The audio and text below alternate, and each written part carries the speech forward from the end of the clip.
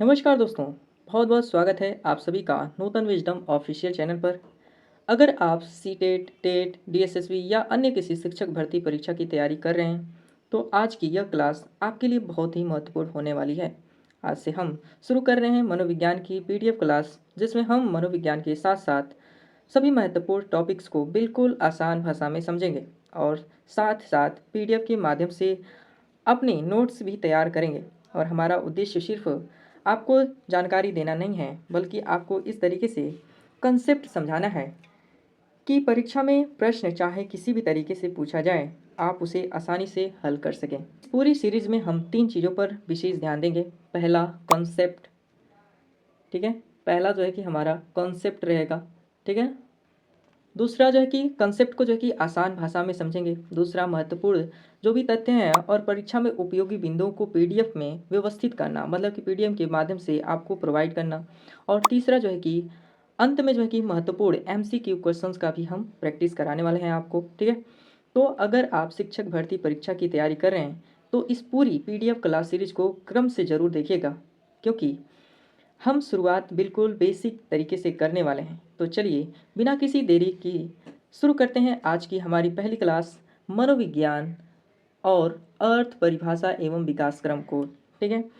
तो क्लास शुरू होने से पहले आप जो है कि पेन और कॉपी लेकर के बैठ जाइए, क्योंकि हमारे साथ साथ आप भी जो है कि महत्वपूर्ण बिंदुओं को नोट करते चलिएगा, ठीक है। तो चलिए आज की जो क्लास है उसको हम लोग शुरू करते हैं और समझते हैं, ठीक है, मनोविज्ञान के अर्थ एवं परिभाषा को। तो चलिए आज हम लोग पढ़ने वाले हैं मनोविज्ञान का अर्थ, परिभाषा एवं विकास क्रम को देखेंगे। ये हमारा चैप्टर नंबर 1 है, ठीक है। तो चलिए आज हम लोग इसके अर्थ को समझ लेते हैं। तो यहाँ पर जो है कि मनोविज्ञान का मतलब होता है मन का अध्ययन करना। ये जब शुरुआती दौर में आया था तो एक शब्द आया था मन, मन का अध्ययन करना ही मनोविज्ञान कहलाता है, ऐसी एक परिभाषा आई थी, ठीक है। तो उसका जो है कि खंडन किया गया, ठीक है, उसको बाद में जो है कि अलग अलग परिभाषाओं से तोड़ा गया था, ठीक है। तो चलिए यहाँ पर हम लोग बेसिक से जब नॉलेज ले रहे हैं तो इसके सारे कॉन्सेप्ट को क्लियर करते हुए चलेंगे, ठीक है। तो शुरुआत में जो है कि इसे मन का अध्ययन कहा गया। क्या कहा गया? मन का अध्ययन, ठीक है, मन का अध्ययन कहा गया। और जो कि मनोविज्ञान जो है कि जिसे हम साइकोलॉजी कहते हैं, ठीक ना, फिजियोलॉजी जिसे अंग्रेजी भाषा में कहा जाता है, जिसकी उत्पत्ति जो है कि यूनान के ग्रीक भाषा से हुआ है। किससे हुआ है? यूनान के ग्रीक भाषा से हुआ है। और ये किसने दिया था? तो ये एक जो है कि मनोवैज्ञानिक थे, गैरिट। क्या थे? गैरिट के अनुसार था, ठीक ना, किसके? गैरिट के अनुसार, ठीक है। तो आप लोग जो है कि मेरे साथ साथ में जो है कि जो भी नोट्स मैं पॉइंट बताता चलूँगा आप लोग नोट करते चलिएगा। इसीलिए मैंने कहा था कि आप लोग जो है कि पेन और कॉपी लेकर के बैठ जाइए, ठीक है ना। तो यहाँ पर जो है कि जो गैरिट महोदय थे इन्होंने इसकी उत्पत्ति के बारे में बताया था। और ये यूनान के ग्रीक भाषा से इसका शब्द की उत्पत्ति हुई है, मनोविज्ञान मतलब इस साइकोलॉजी शब्द का, ठीक है। अब इस साइकोलॉजी जो शब्द है ये दो भाषाओं से मिलकर बना है। साइको किससे बना है? तो साइको, ठीक है ना, यहाँ पे ओ होना चाहिए। साइको का मतलब होता है आत्मा, मतलब कि आत्मा या मन का विज्ञान कहा जाता है, ठीक है ना। साइको का मतलब होता है आत्मा या मन, ठीक है। अब ये लॉजी का मतलब होता है, लॉजी का मतलब होता है अध्ययन करना या विज्ञान, अध्ययन करना या विज्ञान कहलाता है, ठीक है ना। तो ये साइको का मतलब होता है आत्मा या मन कहिए, या लॉजी का मतलब होता है अध्ययन करना, माने कि आत्मा का अध्ययन करना ही क्या कहलाता है? साइकोलॉजी, मतलब कि मनोविज्ञान कहा जाता है, ठीक है। तो ये किसने बताया था? ये इसका खंडन किया गया था इसको दो भाषाओं में। तो एक मनोवैज्ञानिक थे, वो थे गैरिट। गैरिट के अनुसार ये शब्द मिलते हैं, ठीक है ना। चलिए आगे हम लोग समझते हैं। बोला कि अर्थात प्रारंभ में जो है कि साइकोलॉजी जो फिजियोलॉजी का अर्थ था आत्मा का अध्ययन करना था। क्या था? आत्मा का अध्ययन। तो इसके नोट्स को देखते हैं। बोला कि नोट्स जो है कि आधुनिक मनोविज्ञान में मनोविज्ञान को मुख्यतः व्यवहार एवं मानसिक क्रियाओं की वैज्ञानिक अध्ययन के रूप में, ठीक ना, समझा जाता है, ठीक है। मतलब कि आधुनिक जब मनोविज्ञान आया, ठीक ना, तो उसमें जो है कि मनोविज्ञान की मुख्यतः जो भाग निकल के आया वो था व्यवहार और मानसिक, व्यवहार एवं मानसिक, ठीक ना। तो जो वर्तमान का जो मनोविज्ञान चलता है वो किस पे चलता है? तो व्यवहार पे चलता है। किस पे? व्यवहार पे। मैंने जैसे कि आपको बताया कि आगे चल करके बहुत सारा इसमें चेंजिंग किया गया था, ठीक है। बहुत सारे ऐसे विद्वान है, मनोवैज्ञानिक है, जिन्होंने अपनी अपनी अलग अलग परिभाषाएं थी और लास्ट में जो है कि यह जा करके किस पे रुका? व्यवहार के विज्ञान पर रुका, ठीक है ना। तो ये हम लोग आगे समझने वाले हैं। यहाँ पर इसको ये मेंशन किया है क्योंकि ये आत्मा का जो अध्ययन था इसको खंडन करने के लिए ये यहाँ पर कॉन्सेप्ट को क्लियर किया है। क्या आप यहीं पर जो है कि अपने दिमाग में न भरें कि जो मनोविज्ञान है वो आत्मा या मन का विज्ञान है, ठीक ना। आपको यहाँ पर इसीलिए बता दिया गया है कि आप इसको क्लियर रखेंगे, ठीक है। चलिए तो आगे हम लोग बढ़ते हैं।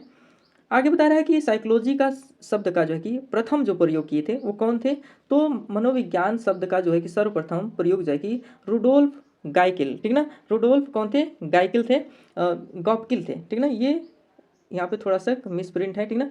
गॉपकिल थे, गॉपकिल थे, ठीक ना। मतलब रुडोल्फ गॉपकिल ने 1590 में, कब, 1590 में जो है कि अपनी पुस्तक जो है कि साइकोलॉजी, ठीक ना, साइकोलॉजिया में किया था, ठीक ना। साइकोलॉजिया में क्या किया था, मेंशन किया था सबसे पहले, ठीक ना। किसका, तो साइकोलॉजी शब्द का जो है कि मतलब जो फिजियोलॉजी है या साइकोलॉजी आप बोलते हैं, ठीक ना, उसका जो प्रयोग है वो सबसे पहले रुडोल्फ गॉपकिल ने सबसे पहले 1500 जो है कि 90 में किया था, ठीक ना। अब इसका परीक्षा की दृष्टि से कैसे आप याद रखेंगे तो जो गॉपकिल थे, मतलब कि गॉपकिल, ठीक ना, ये यहाँ पे आपका थोड़ा सा मिसप्रिंट है। तो जो साइकोलॉजिया शब्द है, साइकोलॉजिया, ठीक ना, साइकोलॉजिया शब्द का प्रयोग जो है कि रोल्फ गॉपकिल ने 1590 में अपनी किस पुस्तक में किया था, तो साइकोलॉजिया में किया था। किसमें, तो साइकोलॉजिया, ठीक है ना। तो साइकोलॉजिया शब्द मतलब कि पुस्तक में किया था, पुस्तक का नाम क्या था, साइकोलॉजिया, ठीक है ना। तो आपको ध्यान रखना है, ये क्वेश्चन कहीं से भी बनाया जा सकता है, ठीक है ना। क्वेश्चन बनाया जा सकता है कि साइकोलॉजी शब्द का प्रयोग सर्वप्रथम किसने किया था, तो आपने बता सकते हैं कि रुडोल्फ गॉपकिल थे, ठीक ना। और कब किया था, तो 1590 में किया था, और किस पुस्तक में किया था, तो साइकोलॉजिया पुस्तक में किया था, ठीक है। तो अलग अलग जो है कि क्वेश्चन बनाए जा सकते हैं, ठीक है। तो आपको आई होप कि ये चीज़ समझ में आ गया होगा। अगर आपको समझ में नहीं आया तो आप लोग जो है कि कमेंट में जो है कि आप बताइएगा, मैं अगले जो भी क्लास लूँगा उसमें इस टॉपिक को जो है कि रख करके आपको समझाने का प्रयास करूँगा, ठीक है। चलिए अगला जो है कि हम लोग का जो टॉपिक है वो है मनोविज्ञान की उत्पत्ति। मनोविज्ञान की उत्पत्ति किस तरीके से हुआ था, ठीक ना, मनोविज्ञान किस तरीके से किस विकास क्रम में जो है कि आगे बढ़ा, उसके बारे में यहाँ पर हम लोग समझ लेते हैं, ठीक है। बोला कि मनोविज्ञान की उत्पत्ति दर्शन शास्त्र से हुई है, किससे हुई है, तो दर्शन शास्त्र से, ठीक ना। मनोविज्ञान जो है कि किस सब्जेक्ट से आया है, तो दर्शन शास्त्र से आया है, ठीक ना। दर्शन शास्त्र में मुख्य रूप से आत्मा, परमात्मा, ब्रह्म या ज्ञान आदि जैसे विषयों पर विचार किया जाता है। मतलब जो दर्शन शास्त्र है इनपे सबसे ज़्यादा फोकस किस पे किया जाता है, तो ये आपके आत्मा, परमात्मा, ब्रह्म और ज्ञान पर ज़्यादा ही विश्वास विश्वास या फोकस किया जाता है, ठीक है ना। तीसरा पॉइंट कह रहा है कि बाद में मनोविज्ञान एक स्वतंत्र वैज्ञानिक जो है कि विषय के रूप में विकसित हुआ। मतलब कि जैसे जैसे इसमें लोगों की विचारधाराएं आने लगी, ठीक ना, तो ये धीरे धीरे आगे चल करके ये अपना एक स्वतंत्र जो है कि एक सब्जेक्ट के रूप में उभर करके आ गया, ठीक ना। तो ये अब जो है कि एक अपना स्वतंत्र सब्जेक्ट है, जैसे कि साइकोलॉजी आप पढ़ते भी हैं, ठीक ना। चलिए आगे देखेंगे तो मनोविज्ञान का विकास क्रम किस तरीके से रहा है, तो पहले आत्मा था, उसके बाद मन बना, मन के बाद क्या बना, चेतना, चेतना के बाद क्या बना, व्यवहार। मतलब कि पहले आत्मा का विज्ञान कहा गया, ठीक ना, उसके बाद जो है कि मन का विज्ञान, उसके बाद चेतना का विज्ञान, उसके बाद व्यवहार का विज्ञान इसे कहा गया, ठीक ना। अब जो है कि हमारी चौथी जब पीढ़ी आई है तो इसमें जो है कि व्यवहार का विज्ञान चलता है। चलिए इसे हम किस तरीके से याद रखेंगे, इसका ट्रिक क्या है, तो आत्मा मन से चेतना होते हुए व्यवहार तक पहुंचती है। माने आत्मा जो है कि मन से चेतना होते हुए व्यवहार तक पहुंचती है। आपको इस तरीके से ट्रिक याद रखना है, ठीक ना, ठीक है। तो ये ट्रिक आप लोग याद रखिएगा, ठीक है। चलिए तो आगे हम लोग बढ़ते हैं, आगे चलते हैं इसके अगले पॉइंट पर। बोला है कि मनोविज्ञान का विकास क्रम किस तरीके से था, इसका हम लोग जैसे कि अभी हम लोग पढ़े हैं आत्मा, मन, चेतना और व्यवहार, ठीक ना, तो उसको हम लोग यहाँ पर ध्यान से देखेंगे और समझेंगे कि आत्मा का विज्ञान किसने प्रतिपादित किया था, कौन इसके जनक रहे, कौन कौन से इसके समर्थक रहे, ठीक ना, और ये कब आया था, इन सभी चीज़ों को यहाँ पर हम लोग मेंशन करेंगे और पढ़ेंगे, ठीक ना। यहाँ से भी क्वेश्चन बहुत सारे बनाए जा सकते हैं और बनते भी हैं, ठीक ना। अब तक जो कि बहुत सारे क्वेश्चन बने भी हैं इसमें। तो अगर आप पहली बार जो है कि सीटेट या किसी टेट की या एक टीचर एलिजिबिलिटी टेस्ट की अगर परीक्षा देने वाले हैं तो आप लोग जो है कि इसको बड़े ध्यान से पढ़िएगा और एक एक कंसेप्ट को अगर क्लियर करते चलेंगे तो आपको आगे चल करके कोई परेशानी होने वाली नहीं है, ठीक है। तो यहाँ पर मैं सारा जो है कि एकदम विस्तृत जो है कि आपको नॉलेज देने वाला हूँ, ठीक है। तो आप लोग जो है कि बड़े ध्यान से देखिएगा और आगे की जो भी सीरीज आएगी उसको भी आप ध्यान से पढ़िएगा, ठीक है।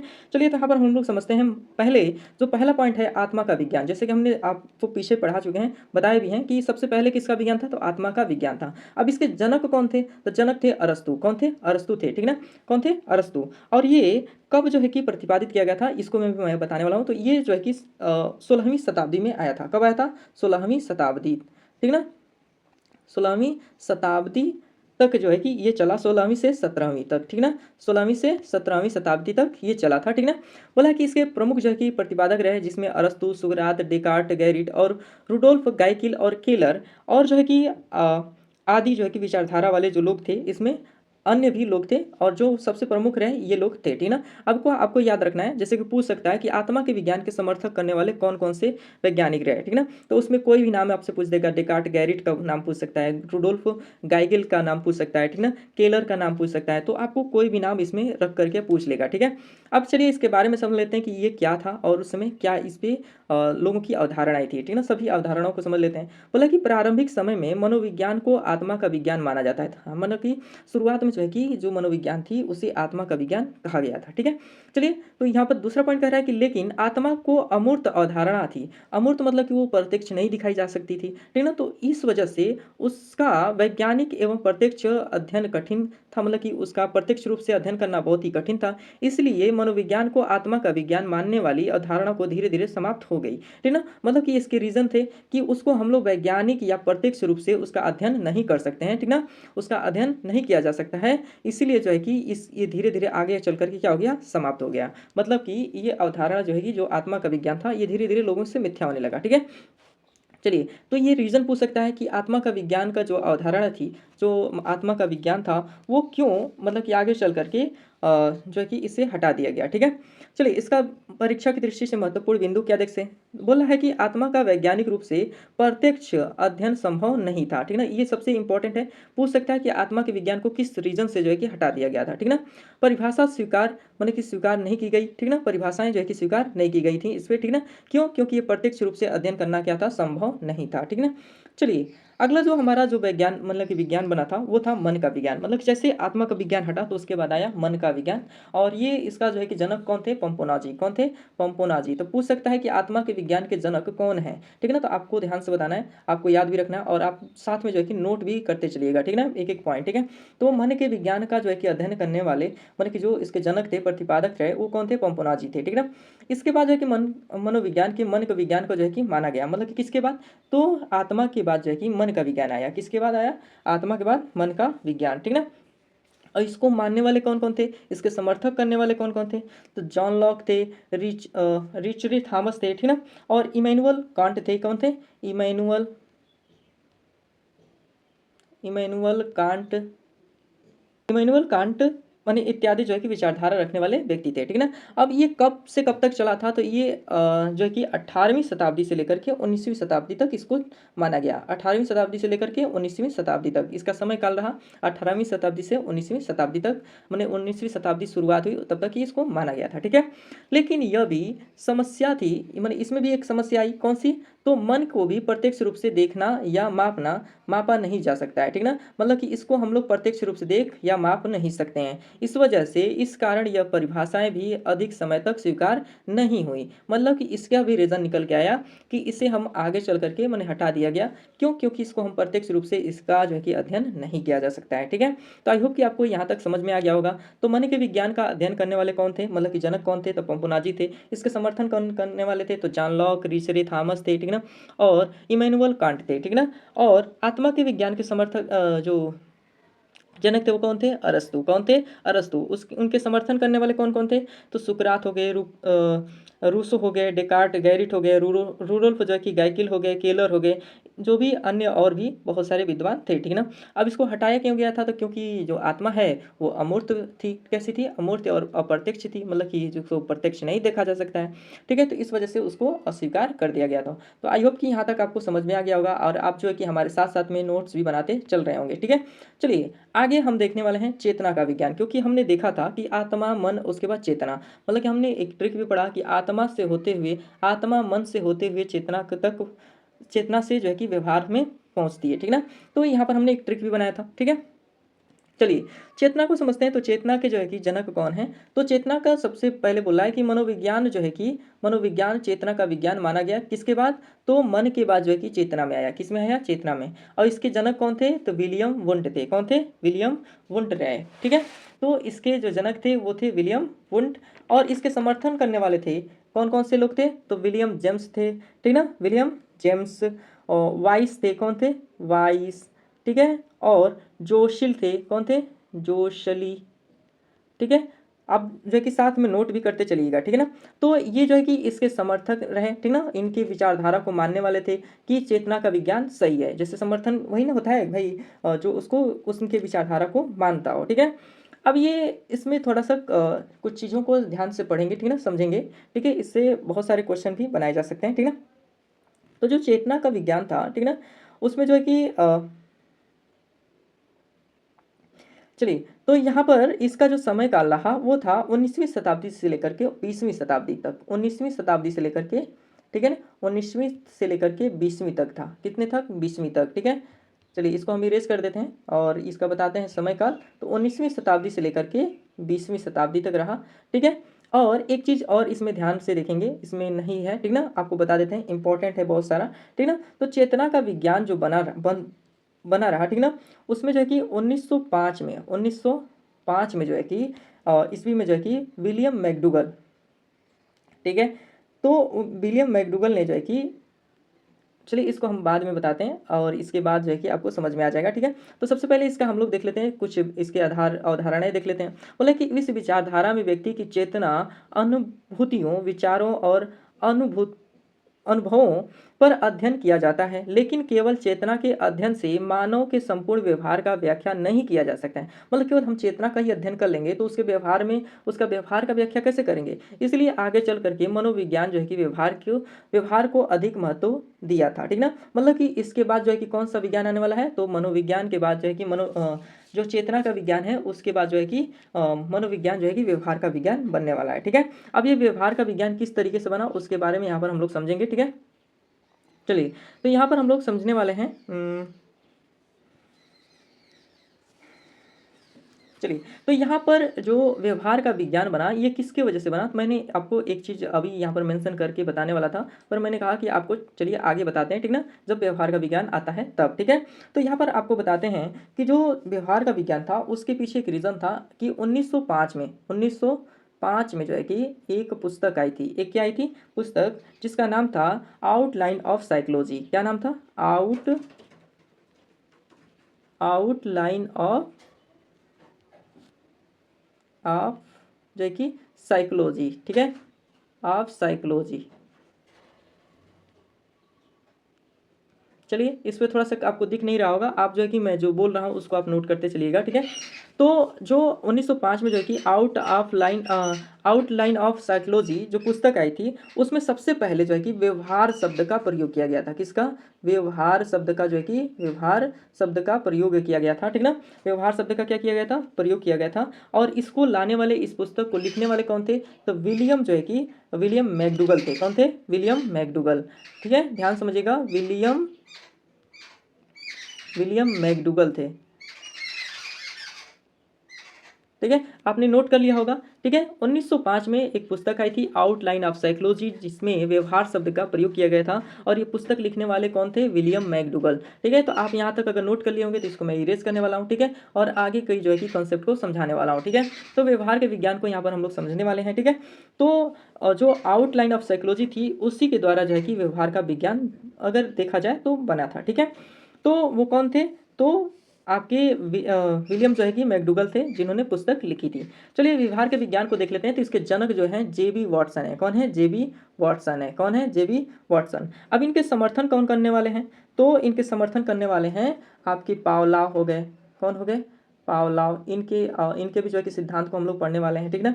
पावलाव, स्किनर, ठीक है, स्किनर, और जो है कि थार्नडाइक होता है, ठीक ना, थार्नडाइक, और जो है कि सी एल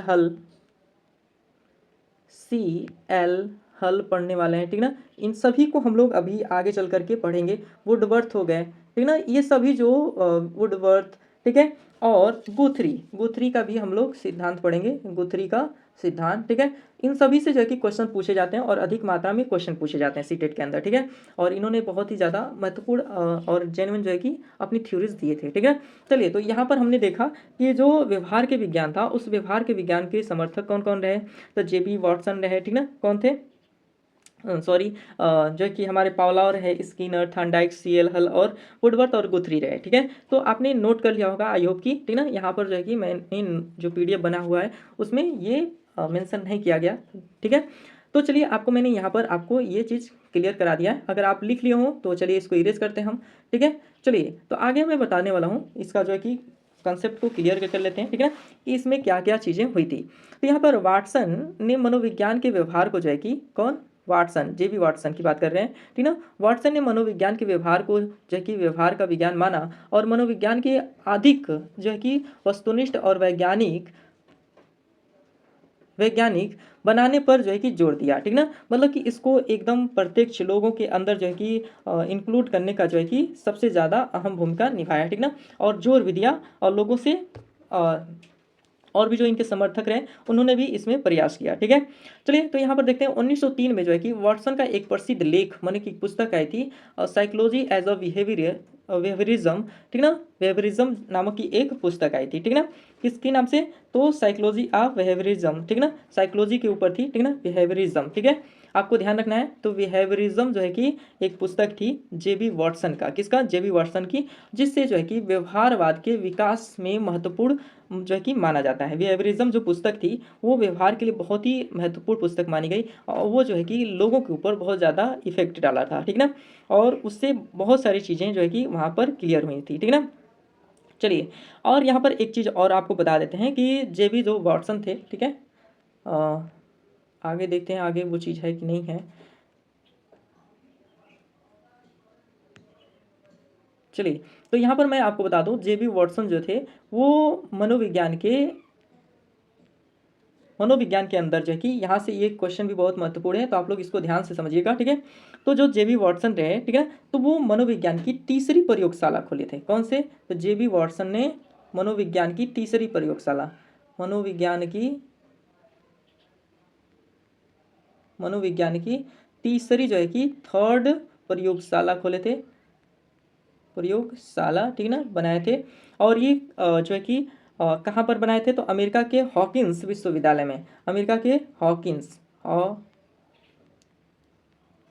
हॉकिंस जो है कि विश्वविद्यालय।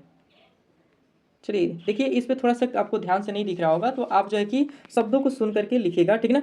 तो ये कहाँ जो है कि प्रयोगशाला बनाई गई थी, तो अमेरिका के हॉकिंस विश्वविद्यालय में जो है कि 1913 में, कब, 1913 में जो है कि ये प्रयोगशाला खोली गई थी। कहीं कहीं एनसीईआरटी में जो है कि 1910 मानता है, क्या मानता है, 1910 को मानता है, ठीक ना।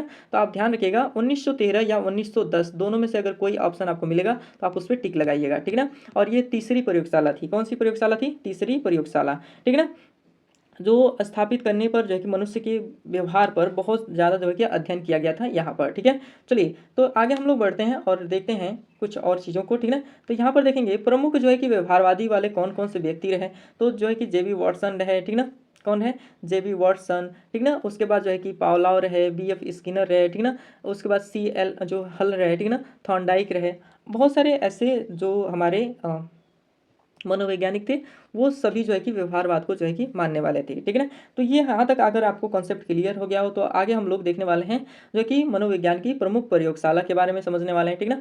तो यहाँ पर सबसे पहले हम अगर प्रथम प्रयोगशाला की बात करें, किसकी, प्रथम प्रयोगशाला, हमने देखा तीसरी प्रयोगशाला आपको बता चुके हैं, ठीक है ना। तो यहाँ पर प्रथम जो है कि प्रयोगशाला जो है ये 1879 में, मतलब कि 1879 में जो है कि जर्मन के लिप्जिग शहर में, कौन से, जर्मन के लिप्जिग शहर में जो है कि विश्वविद्यालय में जो है कि लिप्जिग विश्वविद्यालय था उसमें, जर्मन के लिप्जिग शहर में जो है कि वहाँ पर खोला गया था। और इसको खोलने वाले कौन थे, विलियम वुंड थे, ठीक ना, विलियम वुंड रहे, ठीक ना।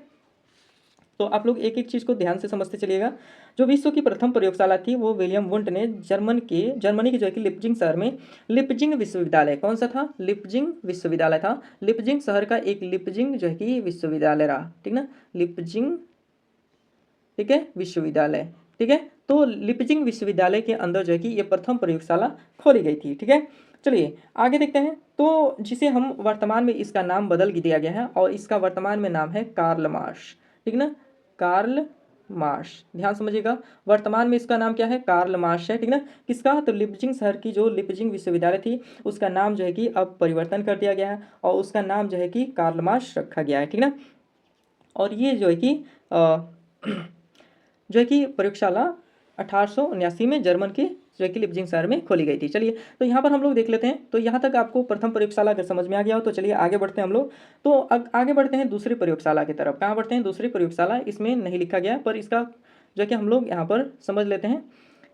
इसका जो है कि याद करने का जो हमारा परीक्षा की दृष्टि से जो महत्वपूर्ण जो है कि तथ्य है वो कैसे हम लर्न करेंगे। तो 1879 में विलियम वुंट ने जो है कि लिपजिंग शहर के में प्रथम प्रयोगशाला खोला था। लिपजिंग शहर के लिपजिंग विश्वविद्यालय जो वर्तमान में कार्लमार्श विश्वविद्यालय के नाम से जाना जाता है और कहाँ पर स्थित है? तो जर्मनी में स्थित है, ठीक ना। बोले कि इसी कारण विलियम वुंट को जो है कि आधुनिक प्रयोगात्मक मनोविज्ञान का जनक माना जाता है। आधुनिक प्रयोगात्मक मनोविज्ञान का क्या माना जाता है? जनक माना जाता है, ठीक है। चलिए तो आगे बढ़ते हैं।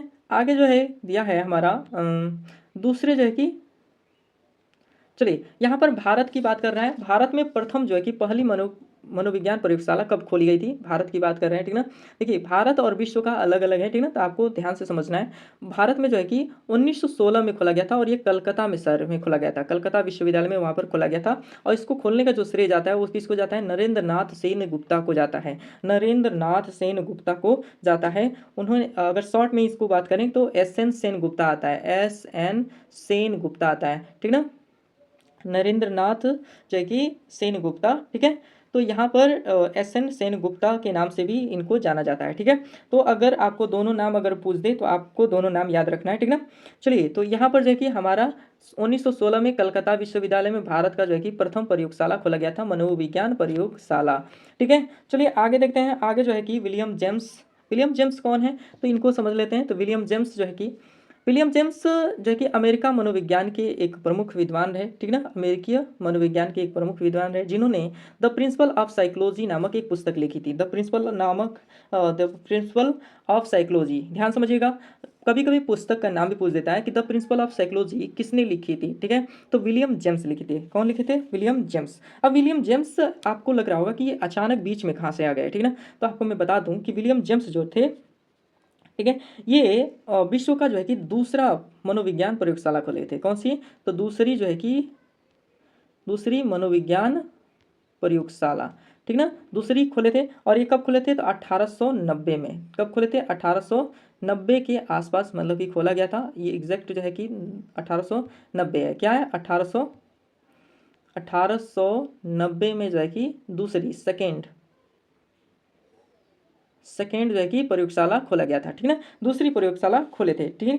और ये कहाँ खोले थे? तो कैम्ब्रिज विश्वविद्यालय के अंदर, अमेरिका के कैम्ब्रिज विश्वविद्यालय में इन्होंने खोला था।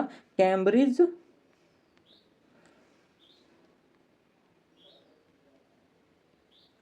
विश्वविद्यालय, ठीक ना, याद रखिएगा कैम्ब्रिज विश्वविद्यालय है। और ये कहाँ पर स्थित है? तो अमेरिकन जो है कि ये मनोविज्ञान थे तो वहीं के कैम्ब्रिज विश्वविद्यालय, आप नाम सुनते होंगे, यहाँ पर बहुत सारे लोग जाकर के अध्ययन भी किया है। इनकी पुस्तक का नाम क्या था? तो द प्रिंसिपल ऑफ साइकोलॉजी नामक एक पुस्तक इन्होंने लिखा था जो मनोविज्ञान के लिए जो है कि प्रमाणित पुस्तक है। कैसी है? तो प्रमाणित पुस्तक है। इस पुस्तक का जो है कि अमेरिका में बहुत ही लोकप्रियता हुई जिसकी वजह से इन्हें जो है कि विलियम जेम्स को जो है कि मनोविज्ञान का जनक मतलब कि आधुनिक जनक माना जाता है। कैसा माना जाता है? तो आधुनिक जनक माना जाता है। यहाँ पर आप देखेंगे तो बोला कि यह मनोविज्ञान के इतिहास की महत्वपूर्ण पुस्तक में से एक है। मतलब कि यह बहुत फेमस हुई उस समय, ठीक ना। और विलियम जेम्स के इसी विशेष रूप से जो है कि अमेरिकी मनोविज्ञान के विकास में महत्वपूर्ण योगदान के रूप में जाना जाता है, ठीक है। और इन्हें जो है कि आधुनिक मनोविज्ञान का जो है कि जनक भी माना जाता है। ध्यान समझिएगा, आधुनिक मनोविज्ञान का जनक अगर हम पूछेगा तो हम किससे बताएंगे? तो विलियम जेम्स को बताएंगे, ठीक ना, विलियम जेम्स को, ठीक ना। विलियम जेम्स कौन थे? तो ये अमेरिकी मनोवैज्ञानिक थे और इन्होंने विश्व की दूसरी जो है कि मनोविज्ञान प्रयोगशाला खोले थे। और कब खोले थे? तो 1890 में कैम्ब्रिज विश्वविद्यालय अमेरिका में, ठीक ना। तो आपको इतना चीज़ याद रखना है। इनकी सबसे फेमस पुस्तक थी द प्रिंसिपल ऑफ साइकोलॉजी। चलिए तो यहाँ तक अगर आपको कॉन्सेप्ट क्लियर हो गया है तो आप लोग कमेंट में यस लिख करके जरूर बताइएगा, ठीक है। और चलिए आगे बढ़ते हैं हम लोग, ठीक है। देख लेते हैं यहाँ पर बाल विकास के शिक्षा शास्त्र में मनोविज्ञान का महत्व देख लेते हैं, ठीक ना। ये बहुत ही ज़्यादा अहम है और यहाँ से बहुत सारे क्वेश्चन बनाए जा सकते हैं, ठीक ना। तो आपको ध्यान से समझना है, ठीक है। चलिए तो आगे हम लोग चलिए तो यहाँ पर एक चीज़ और मैं आपको बताना चाहूँगा, ठीक है। जैसे कि मैंने देखा, भारत का भी देखा था 1900 जो है कि 16 में यहाँ पर खोला गया था। और इसको खोलने का जो श्रेय जाता है वो किसको जाता है? एस एन सेन गुप्ता को जाता है, एस एन सेन गुप्ता को जाता है, ठीक ना। ये भारत में खोलने वाले मनोविज्ञान के जो है कि प्रथम प्रयोगशाला इन्होंने खोला था। तो दूसरा चीज़ एक और हम बता देते हैं आपको, यहाँ पर एक और चीज़ बताते हैं, बहुत ही जेन्युइन चीज़, और ये है यूपी माने उत्तर प्रदेश की मनोविज्ञान की जो प्रयोगशाला खोले थे, यूपी उत्तर प्रदेश। जो भी व्यक्ति जो है कि यूपी टेट या यूपी सुपर टेट के लिए तैयारी करते हैं तो उनके लिए बहुत ही खास होने वाला है, ठीक ना। ये क्वेश्चन आप ध्यान से समझ लीजिएगा, ठीक है। बोला कि उत्तर प्रदेश की जो है कि प्रथम प्रयोगशाला, कौन सा? प्रथम प्रयोगशाला, ठीक ना। प्रथम प्रयोगशाला कहाँ खोली गई थी? तो ये वर्तमान में जो है कि प्रयागराज, प्रयागराज। आप लोग बताइए कि प्रयागराज का जो है कि पुराना नाम क्या है, आप लोग जो है कि कमेंट में ज़रूर बताइएगा। और ये जो है कि 1947 में खोला गया था। कब खोला गया था? 1947 में। और इसको खोलने का श्रेय किसको जाता है? आचार्य नरेंद्र नाथ देव समिति। आचार्य, देखिए बहुत बड़ा जो है कि सेंटेंस हो जा रहा है, आचार्य नरेंद्र नाथ समिति थी, ठीक ना। क्या थी? समिति थी, उसको जाती है, ठीक ना।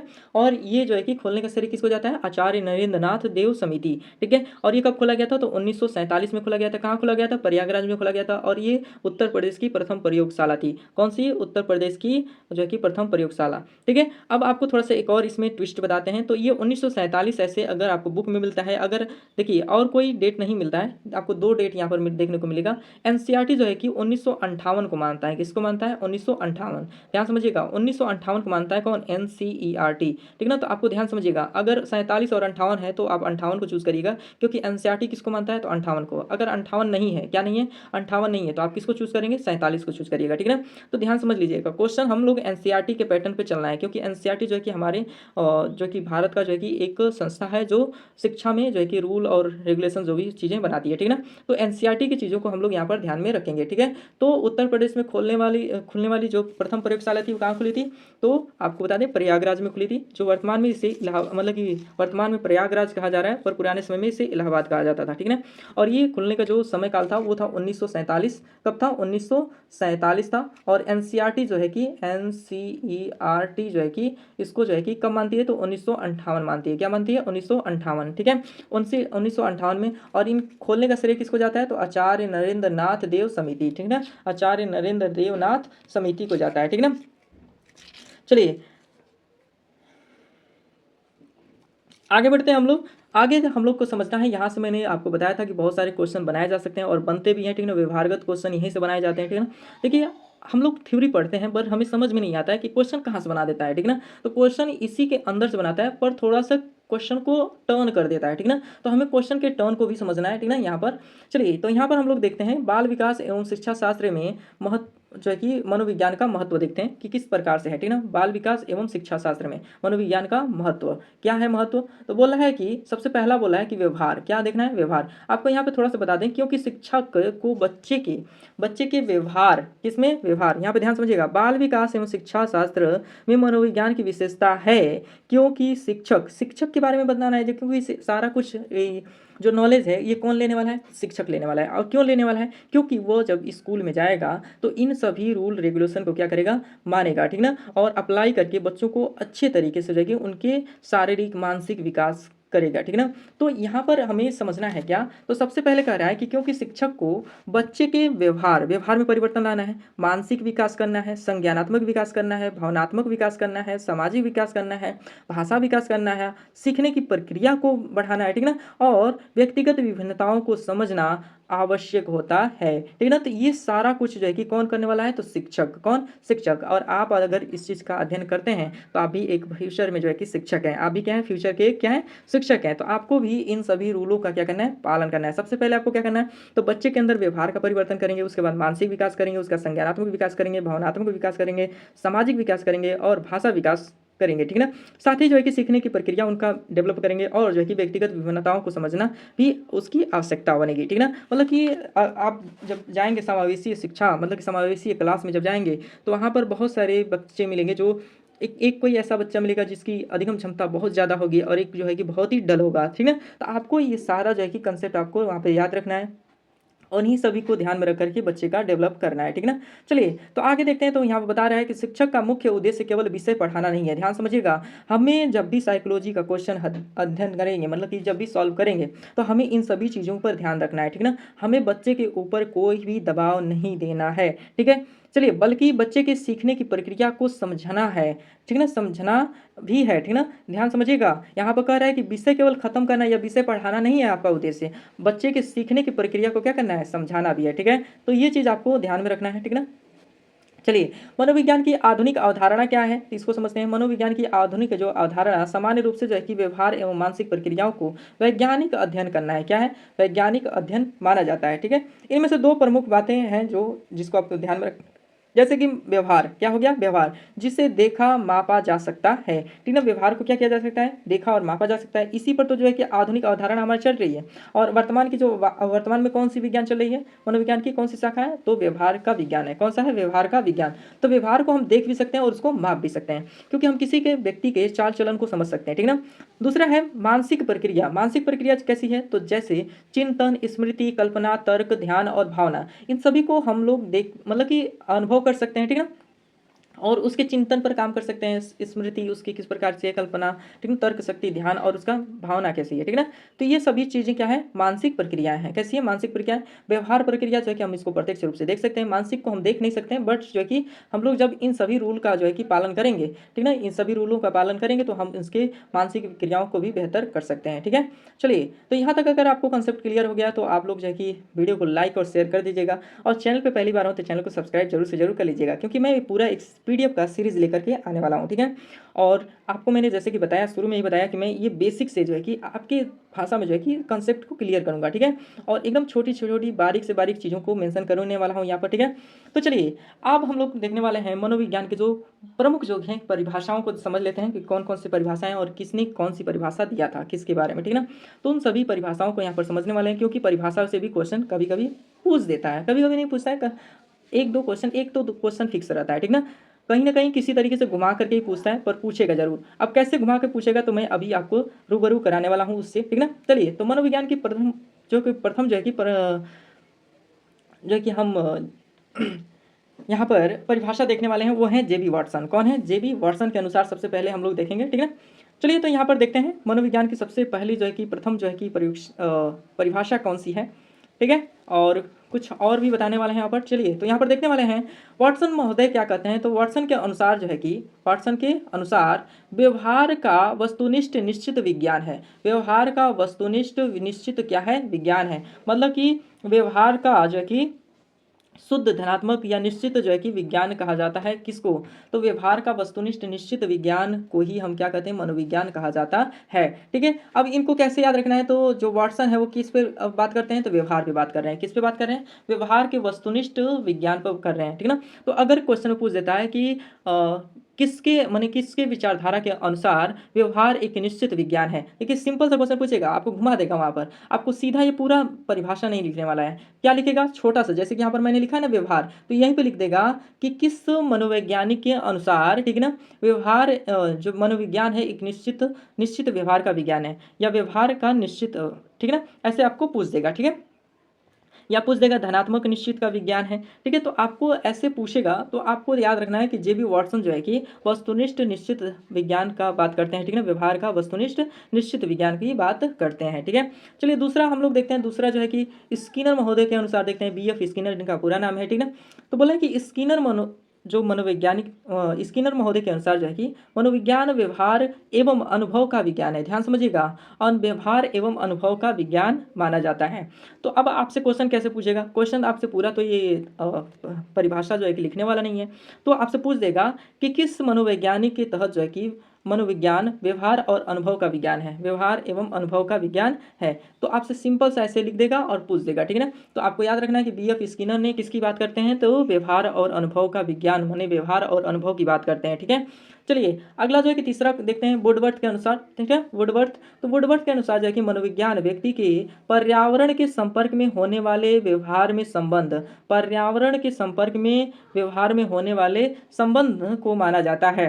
तो ध्यान समझिएगा, वुडवर्थ किसको मानते हैं, तो व्यवहार, व्यक्ति के पर्यावरण और व्यवहार। तो वुड माने क्या होता है, लकड़ी, लकड़ी मतलब क्या होती है, पर्यावरण में, मतलब कि वातावरण में। तो याद रखिएगा, तो वुडवर्थ से क्या आता है, तो वातावरण आ जाता है, क्या आ जाता है, वातावरण। तो ध्यान समझिएगा, व्यक्ति के वातावरण और व्यवहार का जो अध्ययन करता है, यह संबंध बताता है, वो कौन है, तो वुडवर्थ बताते हैं। कौन बताते हैं, वुडवर्थ।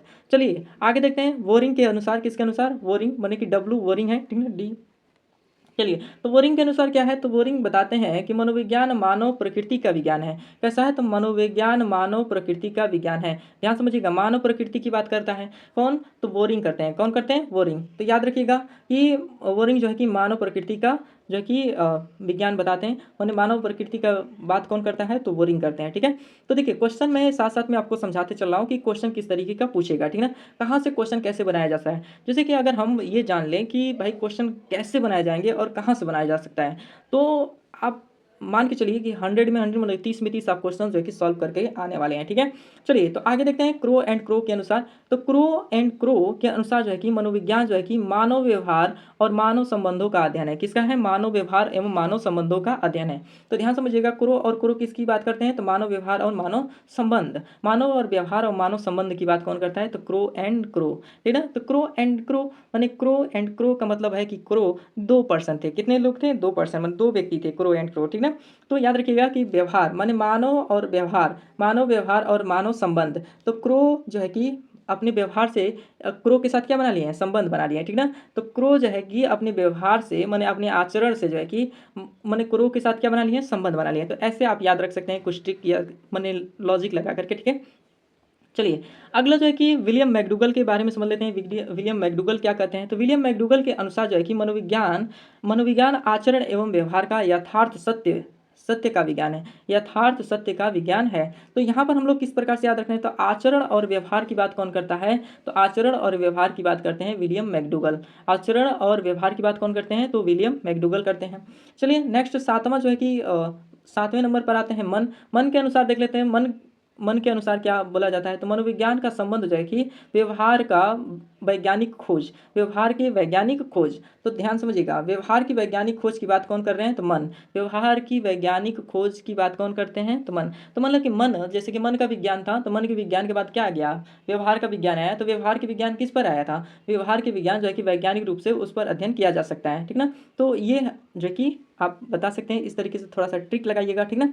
चलिए गैरिसन और अन्य के अनुसार क्या है, तो गैरिसन और अन्य क्या कहते हैं, तो मनोविज्ञान का संबंध जो है कि प्रत्यक्ष मानव व्यवहार से है। किससे, प्रत्यक्ष मानव व्यवहार से है। तो प्रत्यक्ष मानव व्यवहार की बात कौन करते हैं, तो गैरिसन करते हैं। कौन करते हैं, गैरिसन। और अन्य किसी के द्वारा भी यही परिभाषा को ज़्यादातर स्वीकार किया गया था, ठीक है। तो चलिए आई होप कि आपको चैप्टर नंबर 1 अच्छे तरीके से समझ में आया होगा। अगर समझ में आया होगा तो आप लोग जो है कि कमेंट में एक अच्छा सा प्यारा सा कमेंट जरूर से जरूर करिएगा, और हमारे जो इस हौसले को और बुलंद करिएगा, और हमारे इस जो PDF सीरीज़ है इसको पूर्ण करने में आप लोग का योगदान महत्वपूर्ण हो सकता है आपके एक कमेंट के द्वारा, ठीक है। तो चलिए अगर अभी तक वीडियो को जाएगी लाइक और शेयर नहीं किए तो लाइक और शेयर कर लीजिएगा, और चैनल को सब्सक्राइब नहीं किए तो जरूर से जरूर सब्सक्राइब कर लीजिएगा, ठीक है।